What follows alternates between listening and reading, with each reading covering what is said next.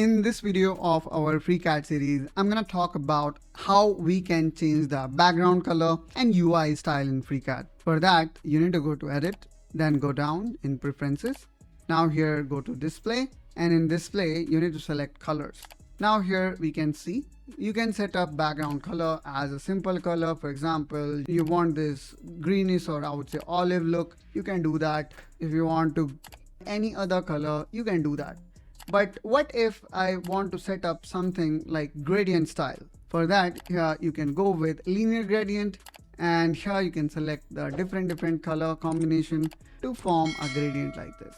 Now we do have got this radial gradient also available. So let's click here on radial gradient, and now here you can see this is how your new background look like.